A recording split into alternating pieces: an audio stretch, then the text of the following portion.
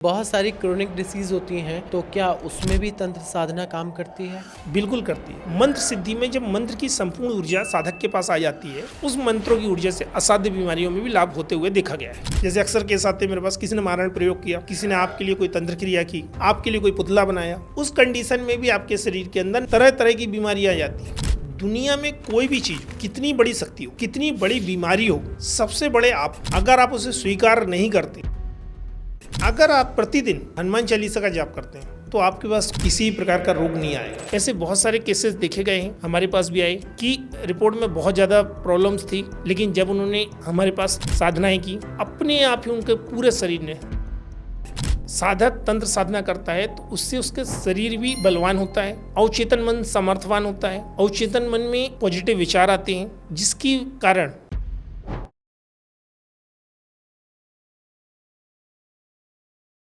हम सभी जानते हैं कि मन और तन एक दूसरे से गहराई के साथ जुड़े हुए हैं। मन अगर अशांत हो तो शरीर बीमार लगने लगता है, और अगर शरीर अस्वस्थ हो तो मन की शांति भंग हो जाती है। लेकिन क्या अध्यात्म इसमें काम कर सकता है? अध्यात्म में भी तंत्र की जो साधनाएं हैं वो किस तरह से हमको बीमारी से निकालने में और मन की शांति में काम करती हैं? क्या रोल रहता है तंत्र का स्वास्थ्य में? इस पर आज हम चर्चा करने वाले हैं। नमस्कार, मैं हूं ऋषभ अग्रवाल और एक बार फिर से एक और पॉडकास्ट में हाजिर हूं आपके साथ ऐसी ही दिलचस्प बात लेकर, जिसके विषय में आप इंटरनेट पे खोजते रहते हैं, तलाशते रहते हैं, या इंस्टा रील्स में और यूट्यूब शॉर्ट्स में आपको ऐसी साधनाओं के बारे में वीडियोस दिखाई देते हैं जिसमें आप देखकर चौंक जाते हैं। लेकिन क्या मिथ है, क्या फैक्ट्स है, इस पर बात करेंगे। हमारे साथ हैं एस्ट्रोलॉजर और तांत्रिक निखिल जी महाराज, जिनसे हम जानेंगे कि स्वास्थ्य में तंत्र का क्या रोल है, क्या तंत्र साधनाओं से किसी बीमारी को ठीक किया जा सकता है या नहीं। चलिए तो पॉडकास्ट की शुरुआत करते हैं। निखिल जी, बहुत बहुत स्वागत है। जय माता दी। जय माता दी। कैसे हैं आप? बस भगवती कृपा। बिल्कुल, उनकी कृपा तो बनी रहती है, तभी आज फिर से हमारा जो है मिलन हो पाया है। आज जैसे कि हमने सोचा कि क्या स्वास्थ्य में तंत्र का रोल रह सकता है या नहीं हो सकता है, किस तरह से तंत्र का रोल रहता है, क्या फ़ायदा मिलता है और किस तरह से लाभ उठा सकते हैं, इस पे हम चर्चा करेंगे।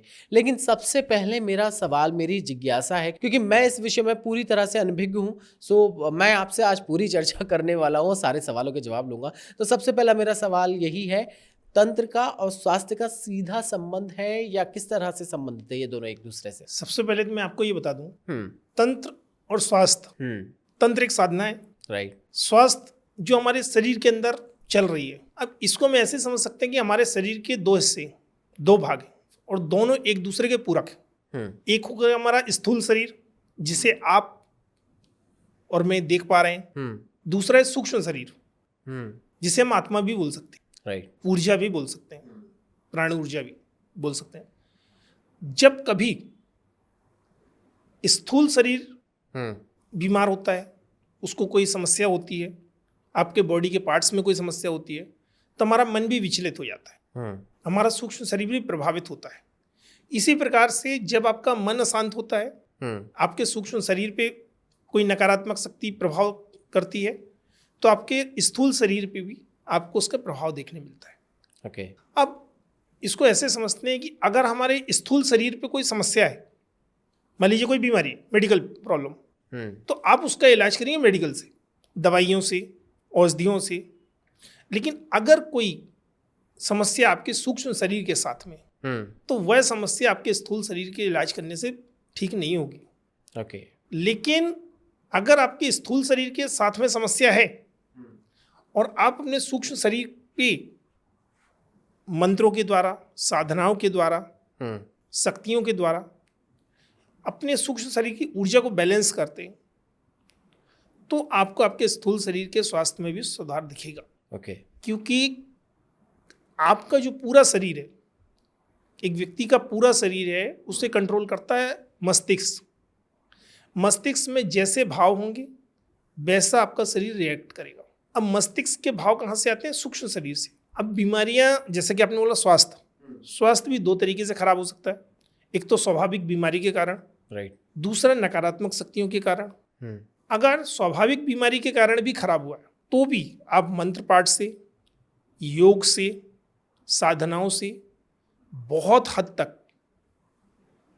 अपने स्वास्थ्य को अच्छा कर सकते हैं, अपनी हेल्थ को अच्छा कर सकते हैं। लेकिन अगर आपके स्थूल शरीर पे, आपके सूक्ष्म शरीर पे किसी नकारात्मक शक्ति की वजह से प्रभाव पड़ा है और उसके लक्षण आपके स्थूल शरीर पे आए, उसकी वजह से आपके स्थूल शरीर में कोई बीमारी आई है, कोई रोग आया है, तो उसका इलाज दवाइयों से आप नहीं कर सकते। उसके लिए आपको पूरे विधान के साथ में पूरे तंत्रोक्त तरीके से अपने सूक्ष्म शरीर को रिकवर करना होगा, उस पर अपनी पॉजिटिव शक्तियों का प्रभाव डालना होगा, तब जाके उन समस्याओं से मुक्ति मिलेगी आपको। ओके। तो हम कह सकते हैं कि तंत्र अपनी जगह है, स्वास्थ्य अपनी जगह है, और दोनों एक दूसरे के पूरक हैं। क्या तंत्र साधना को केवल आध्यात्मिक ही माना जाए या फिर इसका शारीरिक स्वास्थ्य जो है उस पर सीधा इम्पैक्ट पड़ता है, और अगर पड़ता है तो वो किस तरह से पड़ता है? तंत्र साधना से आपकी आध्यात्मिक उन्नति तो होती ही होती है। साधक तंत्र साधना करता है तो उससे उसके शरीर भी बलवान होता है, अवचेतन मन समर्थवान होता है, अवचेतन मन में पॉजिटिव विचार आते हैं, जिसकी कारण उसके शरीर में बदलाव आते हैं और वो स्वस्थ रहता है। क्योंकि जब हम तंत्र साधना करते हैं तो तंत्र साधना में विभिन्न प्रकार की विधियों का पालन किया जाता है, जिससे मन एकाग्र होता है।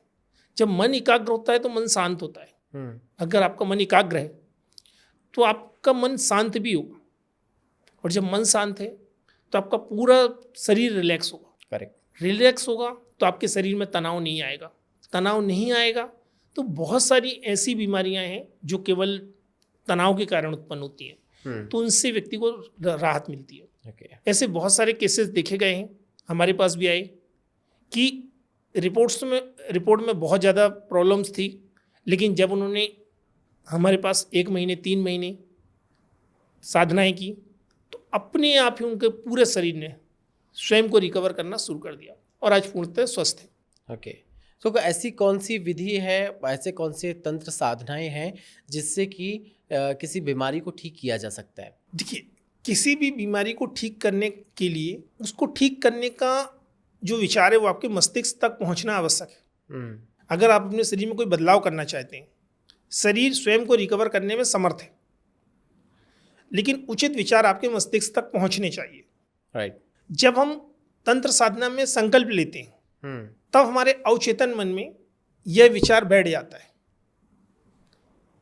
और जब एक बार अवचेतन मन में विचार बैठ गया तो फिर उचित मंत्र की साधना के द्वारा हम अपने शरीर को स्वस्थ कर सकते हैं। साधक अपने शरीर को स्वस्थ कर सकता है। ओके। क्योंकि आपके शरीर में जो भी गतिविधि आज हो रही है उसका पूरा कंट्रोल आपके अवचेतन मन पे है। अगर आपके अवचेतन मन के अंदर एक विश्वास दिला दिया जाए आपके अवचेतन मन को कि गर्मी है तो आपको गर्मी लगेगी, ठंड है तो आपको ठंड लगेगी, क्योंकि पूरा कंट्रोल उसके पास है।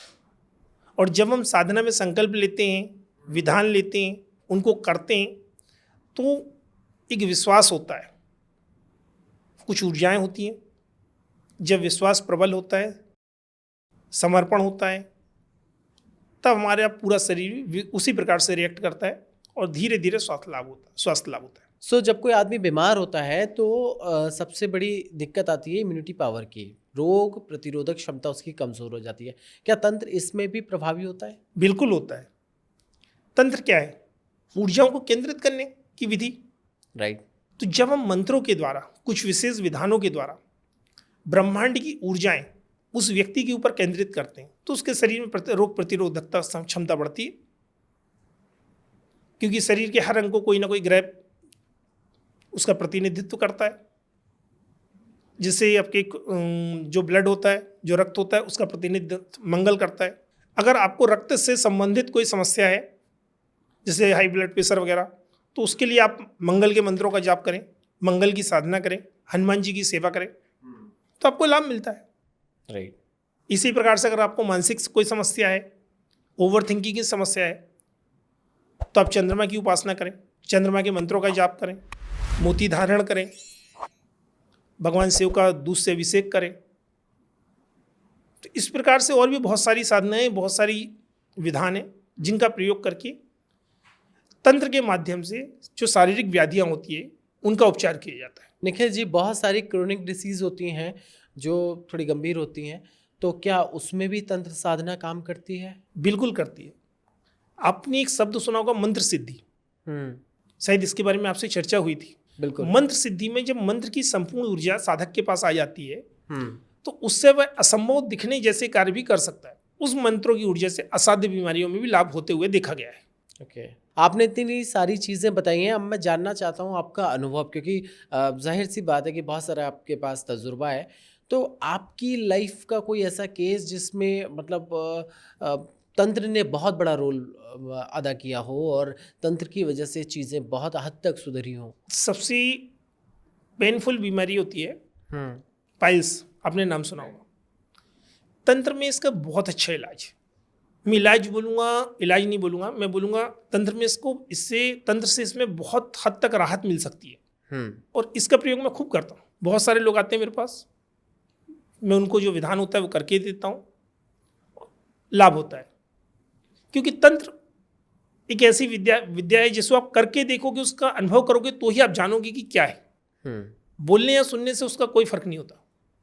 जब तक व्यक्ति उसका प्रभाव अपने जीवन में नहीं देख लेता तब तक मानता नहीं है। राइट। तंत्र भी वैसा है, आप महसूस करें, उसकी शक्तियों को महसूस करें, तब आप समझिए। इसी प्रकार से सिर दर्द, जो आधा सिर दर्द होता है, उसमें भी हमारे मंत्रास बहुत अच्छे काम करते हैं और हमारे बहुत सारे शिष्य आज कर रहे हैं। इसी प्रकार से मैं एक साधना कराता हूँ, महाकाली रोग निवारण, जिसमें हम जल को ऊर्जावान करते हैं, अपने मंत्रों से अभिमंत्रित करते हैं और फिर उसे मरीज को देते हैं। उस जल में हम अपनी ऊर्जा समाहित करते हैं मंत्रों की, और फिर उससे लाभ होता है। अपने आप उसकी इम्यूनिटी बढ़ती है, रोग प्रतिरोधक क्षमता बढ़ती है, अपने आप उसकी बॉडी में परिवर्तन आते हैं, उसके शरीर में परिवर्तन आते हैं, शरीर स्वस्थ होता है, बहुत जल्दी रिकवर करता है। निखिल जी, मैं चाहूँगा कि आप अपने एक्सपीरियंस में कोई केस बताएं ऐसा जो आपको लगा हो कि वाकई में कमाल हुआ है। केस यही दिल्ली का है। उसका अनुभव मैंने भी अपने जीवन में पहली बार किया था। ओके। क्योंकि मैं भी किसी अंधविश्वास को नहीं मानता। मैं जिन चीज़ों को परखता हूँ केवल उन्हीं को मानता हूँ। किसी ने उन्हें मेरे बारे में बताया, उनके बेटे को बचपन से एक बीमारी थी जिसमें उनका ब्लड नहीं बनता था। ओके। ब्लड बनता ही नहीं था, उनको बार बार ब्लड लगाने की आवश्यकता पड़ती थी। अब मुझे नहीं मालूम उसको मेडिकल में क्या कहते हैं। काफ़ी जगह इलाज करा लिया, काफ़ी समय घूम लिया देश के कोने कोने में, लेकिन कुछ समय ठीक होते थे, फिर उसके बाद फिर उनको ब्लड चढ़ाने की आवश्यकता पड़ जाती थी। ब्लड बढ़ नहीं रहा था, काफ़ी प्रयास किए, किसी ने उन्हें हमारे बारे में बताया, वो हमारे स्थान पे आए। पहले तो हमने बोला कि आप मेडिकल इलाज कराओ। राइट। उन्होंने बोला, उन्होंने रिपोर्ट्स दिखाई कि महाराज जी सब कुछ क्लियर है, जो बीमारी है वो तो है और इसका ट्रीटमेंट चल रहा है, बट लेकिन लाभ नहीं हो रहा। हमने उसको समझा, पहले हमने कुछ अनुष्ठान कराया। ओके। देखिए क्या होता, हम भी डायरेक्ट किसी के स्वास्थ्य के साथ कुछ भी नहीं करते। पहले एक छोटा सा अनुष्ठान कराया, 21 दिन में उनको लाभ मिला, फिर उसके बाद उनका संपूर्ण विधान करवाया। हमारी एक विद्या होती है, उस विद्या में हम किसी चीज़ को बढ़ा सकते हैं, चाहे वो ब्लड हो, चाहे वो धन हो, चाहे वो शत्रु हो, और कम भी कर सकते हैं।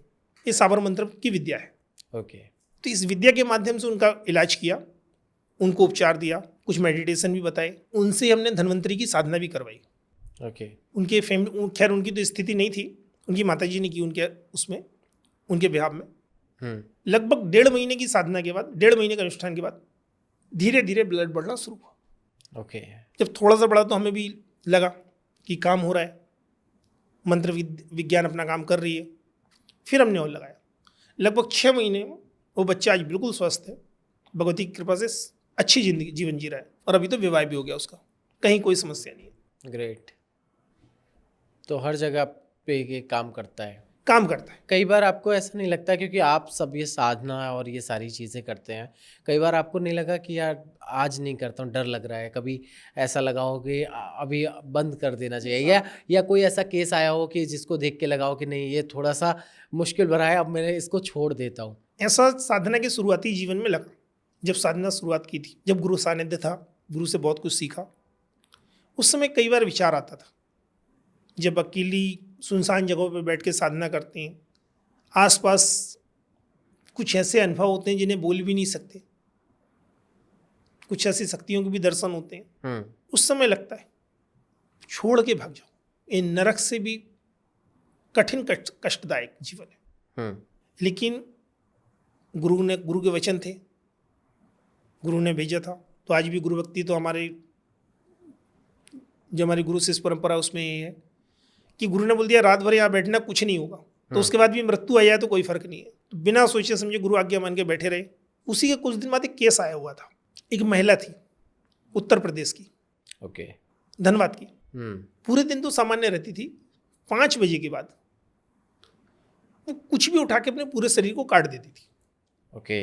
और उसमें से लहू गिरना शुरू हो जाता था। और वो लगभग 20 मिनट 25 मिनट बहता था, जब बंद ही नहीं होता था। उसके बाद ऑटोमेटिक बंद हो जाता था। और कुछ दिनों के बाद निशान भी नहीं होता था कि कहीं लगा हो, कहीं लगा है, कट लगा है। डॉक्टर्स भी परेशान कि ये क्या हो रहा है, क्योंकि जगह जगह कट लग गई थी, कहीं जीभ में, कहीं हाथ में। वो केस आया था। जब वो आई, उनके परिवार वाले आए, तब पता चला कि वो महिला माँ छिन्न मस्तिका की सेविका थी। कुछ समय बाद उसकी ये हालत हो गई। उस महिला को देख के डर लगा, जीवन में पहली बार। ये कब की बात है? ये लगभग आज से 10 साल 11 साल, हाँ नहीं 11 साल से तो ज़्यादा, 15 साल पुरानी बात है। तब आप किस स्थिति में थे तंत्र की साधना में? मैंने तंत्र सीखा हुआ था। उसी टाइम पे सीखा था आपने? कुछ समय हो गया था। अच्छा, समय हो चुका था। केस बढ़िया कर रहा था, लोगों का इलाज कर रहा था, लेकिन ऐसी विषम परिस्थिति में कभी नहीं था। क्योंकि अपने सामने कोई व्यक्ति अपना हाथ काट रहा है और खून पी रहा है।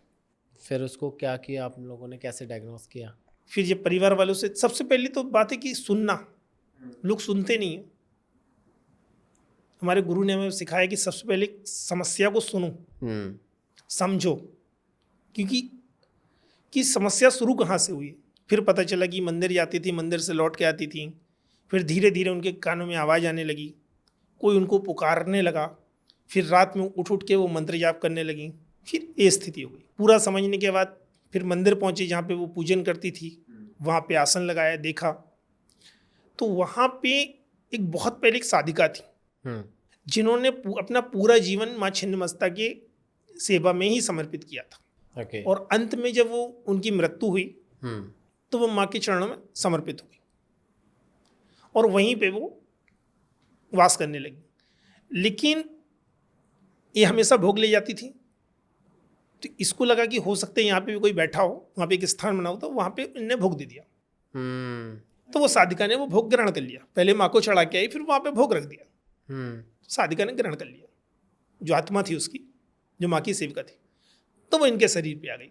अब चूंकि माँ छिन्नमस्ता अति उग्र, तो छोटे मोटे तांत्रिकों की बस की बात नहीं है वो तो, और उनको कोई पकड़ भी नहीं सकता। उसका पता चला, फिर माता रानी की सेवा की, पूजन की, फिर उसको स्थान दिया, संपूर्ण श्रृंगार अर्पित करवाया, पायल अर्पित कराई, बच्ची से वचन करवाए, फिर आई बच्ची खुश।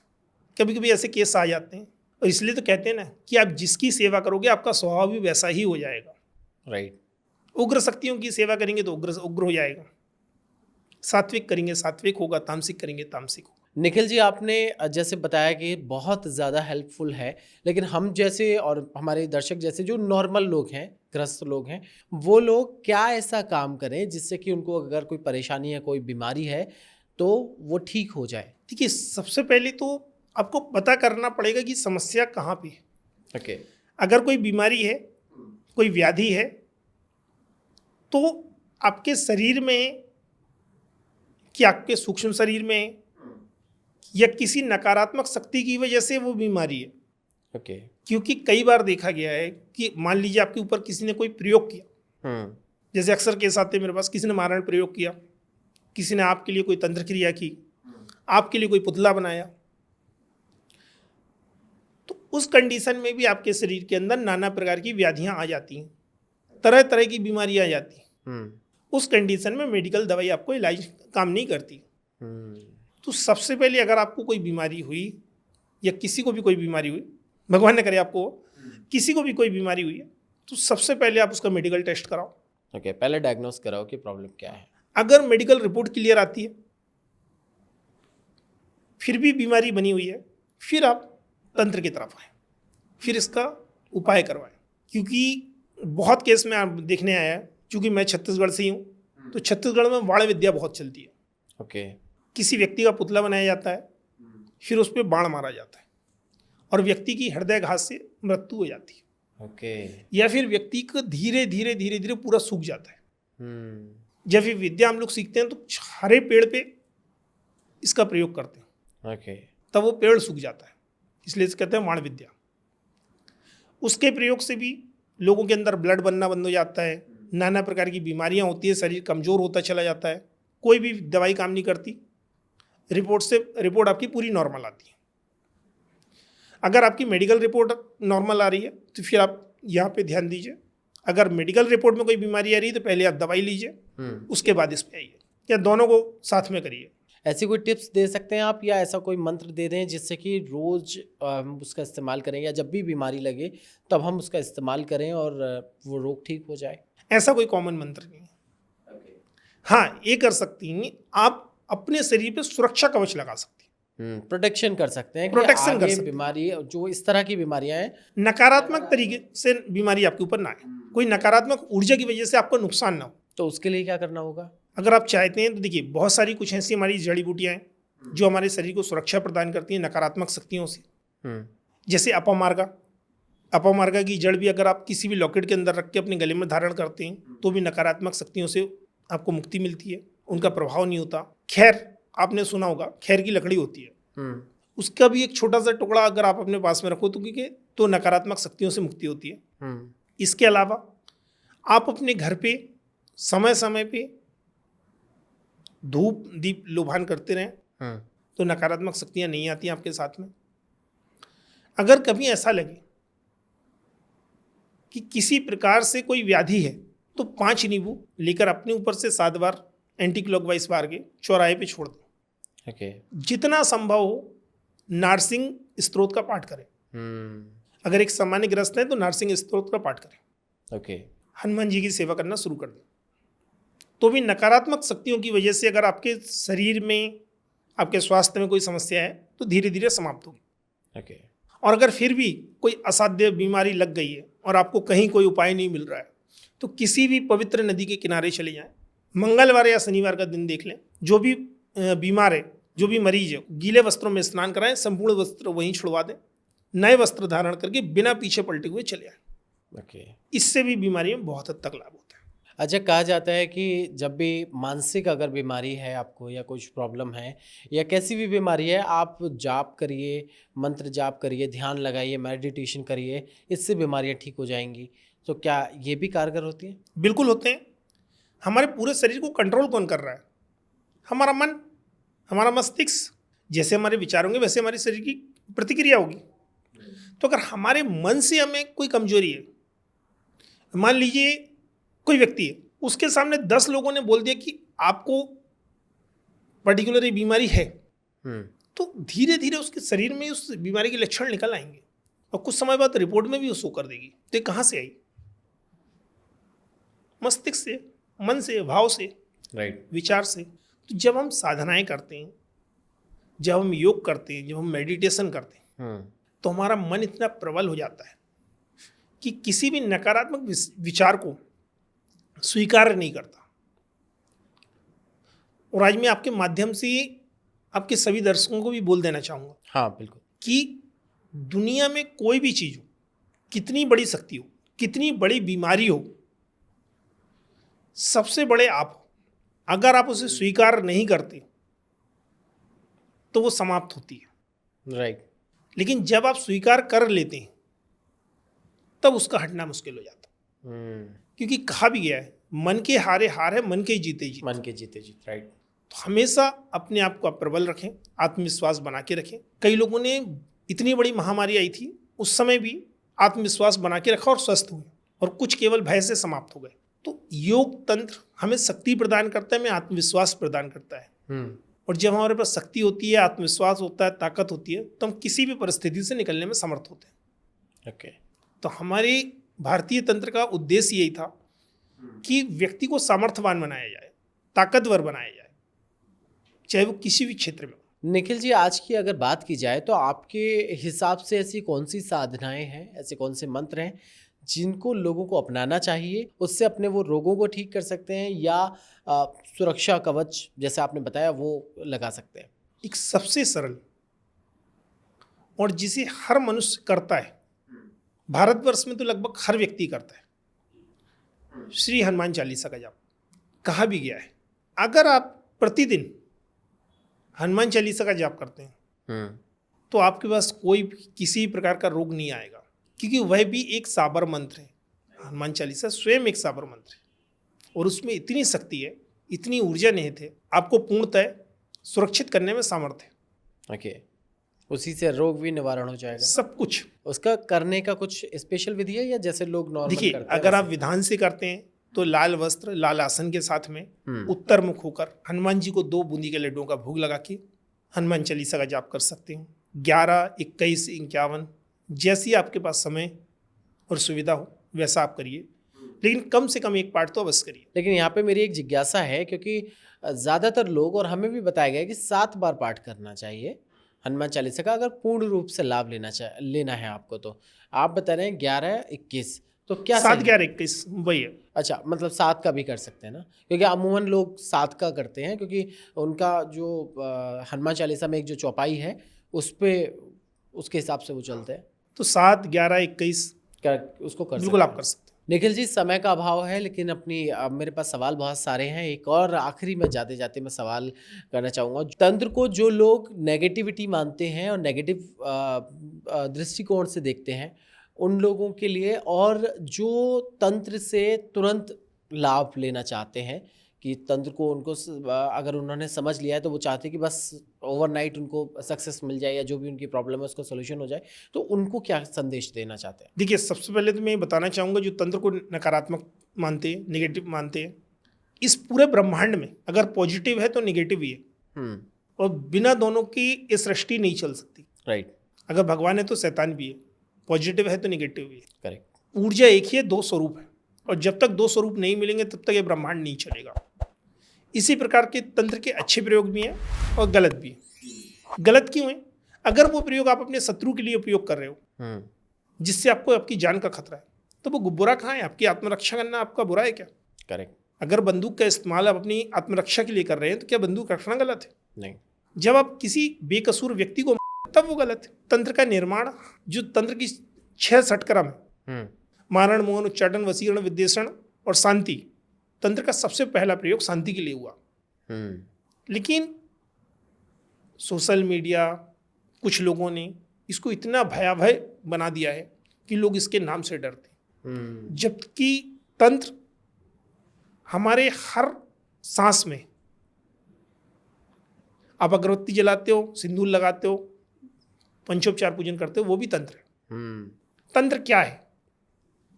एक क्रिया है, एक विधान है, सिस्टमेटिक काम, कुछ चीजें करने की विधि है। हम उन्हें मंत्रों के साथ जोड़ देते हैं, ऊर्जाओं के साथ जोड़ देते हैं। बिल्कुल।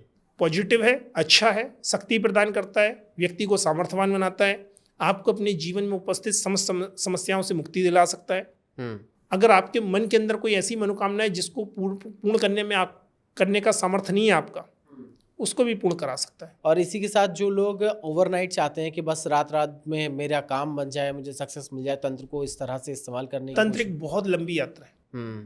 एक साधक के जीवन के शुरुआत से लेकर मृत्यु पर्यंत तक साधक हमेशा सीखता रहता है। तो जो तुरंत असर चाहते हैं उनके लिए तंत्र का मार्ग नहीं है, और वही लोग सबसे ज़्यादा भ्रमित होते हैं, वही सबसे ज़्यादा ठगे जाते हैं जिनको तुरंत चाहिए होता है।